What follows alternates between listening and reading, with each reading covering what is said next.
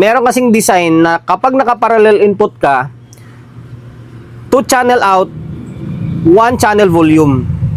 Okay, sana mag-gets nyo.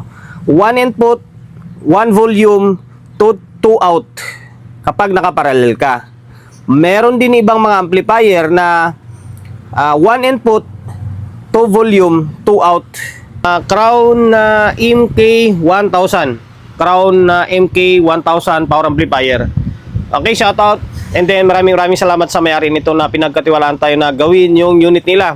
Bali ito, binuksan ko na agad kasi sabi ko para mas mabilis na yung mga video natin. Marami tayong gagawin ngayon.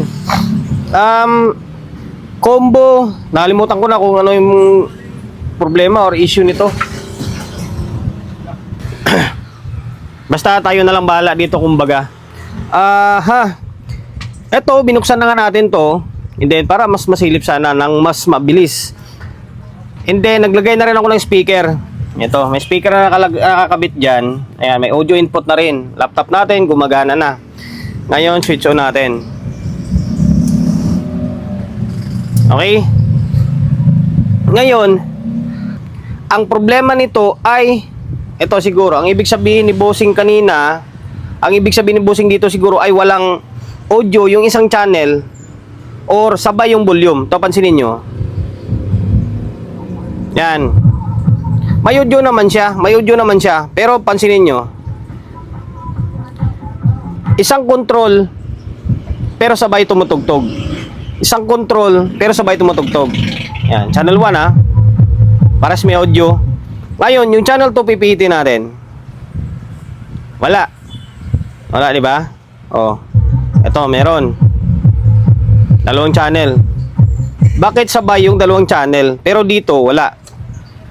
Okay? Bago ko ituro kung ano yung pinakasanhi, ito para lang to sa mga ngayon pa lang, kumbaga nagsisimula pa lang sa audio, yan, di pa nila gano'ng kabisado. Pero sa mga veterans na nag-audio, kabisado na nila to. Bago yun, ipopromote muna natin yung YouTube channel natin. So, kung hindi pa nakapag-follow, sa mga hindi pa nakapag-subscribe, paki-subscribe ng YouTube channel natin. Pindutin mo yung bell button sa gilid, select mo yung all. Ayan, kapag napindot mo na yan, manonotified ka kapag meron tayong bagong upload na video. Nag-upload tayo ng video 1 beses, 2 beses kada araw. Okay, proceed tayo. Kaya nagkaganito to dahil isang volume, 2 channel lang gumagana, tapos yung channel 2 is hindi gumagana. Dito, walang sira yung amplifier stage. Wala yan, normal yan, working. Yan, pero pasilip ko na rin, siyempre, para alam nyo kung ano yung laman ng MK1000 na power amplifier. Yung supply niyan ay mataas. Taas din kahit pa paano. 112, 56. Ayan o. 0, 56, 112. High rail niya is 112, 56 yung low rail niya. Tapos naka-split or hiwalay ba yung supply. May sariling supply ito, may sariling supply din dito. Okay? Kaya ang laki ng transformer niya. Ngayon, ito siya oh. Punta tayo sa may likod niya. Tako tayo sa may likod. Off ko muna para safe yung unit. Ngayon, ikutin natin. Medyo mahirap. Okay, dito na tayo sa likod. Kung mapapansin nyo, yung likod dito, okay, bunutin ko muna to. Kasi nakailang customer na ako na dinadala rito, yun yung isang concern nila. Siyempre, nagbabagi tayo ng, ano tawag nito, yung honest tayo eh. Pag walang sira, walang sira, di ba? Tulad nito, alam ka naman gagawa ko ng vlog to na kunwari may sira, eh, wala naman talagang sira. Di ba? Ito sa may operation mode. Punta tayo sa may operation mode niya. Ito, pakita ko sa inyo. Focus. Yan, operation mode, pansinin nyo. Nakaparallel siya. Yan, nakaparallel, di ba? Yung stereo sa gitna. Yan, sa gitna yung stereo niya. Sa may gawing kanan is yung bridge. Kanina, nakasilik siya ng parallel. Okay, kapag nakaparallel siya, 1 input, 2 channel ang gagana, pero 1 volume. Sa ganitong design. Sa ganitong design na, Ace na design, eto, tapos yung iba pang mga amplifier, meron kasing design na kapag naka-parallel input ka, 2 channel out, 1 channel volume. Okay, sana mag-gets nyo. 1 input, 1 volume, 2 out kapag naka-parallel ka. Meron din ibang mga amplifier na 1 input, 2 volume, 2 out. Kumbaga, isang input lang. Take note merong ganong design ng amplifier. Hindi pare-parehas ng amplifier, iisa lang yung disenyo. Sa ganitong disenyo, katulad nitong crown, and then sa may, pinaka-example na lang natin is yung Ace. Yung Ace, once na nagparallel ka, 1 input.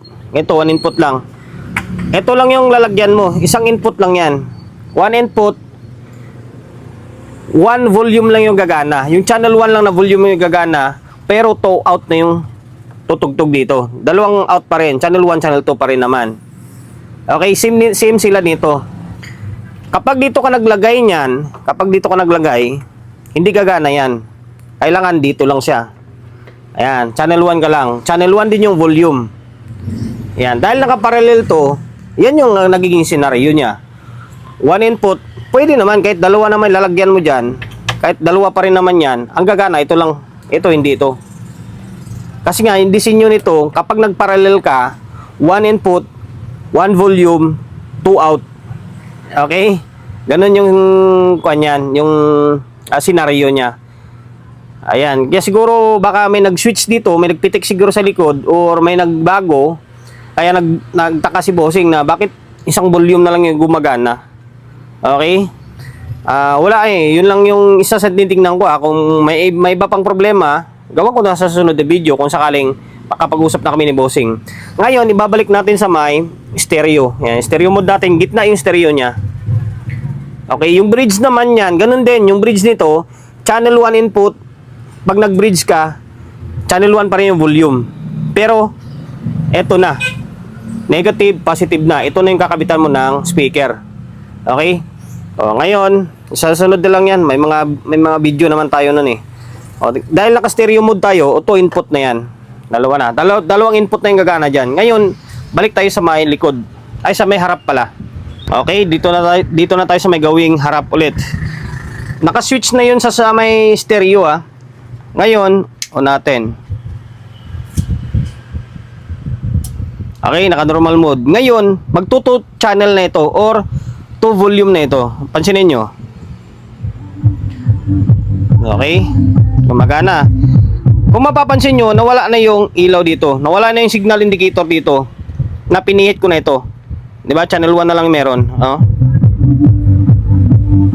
Kasi naka-stereo na tayo. Ngayon, channel 2, pansinin nyo, meron na yan. Diba? Nagiwalay na sila. Okay? Ganon yung operation mode nitong MK1000. Walang problema sa may amplifier. Ngayon, ibabalik pa natin sa parallel ulit. Okay, ito na. Hindi makita, although pitiking ko na lang. Gawing kanan.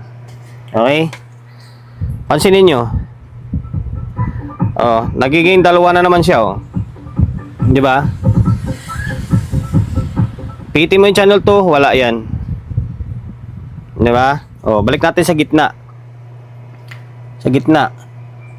Yung ibang operation naman ng mga CE series, sa pinakababa ay stereo, sa gitna parallel, sa taas is bridge. Okay? Balik na sa normal. Okay? Yan lang. Okay na. Goods na. Wala namang problema yung amplifier. Doon lang nagkatalo sa may operation mode niya. Balik usapin ko talaga si bossing dito. 'Di ba? Inuulit natin. Kung walang sira yung unit, di wala, 'di ba? Okay, sana may natutunan kayo. Malay nyo, 'di ba? Ma-encounter nyo sa mga unit nyo yung ganong issue. Channel 1 lang yung gumagana, channel 2 hindi. Yung pala naka-switch sa may parallel mode. Okay?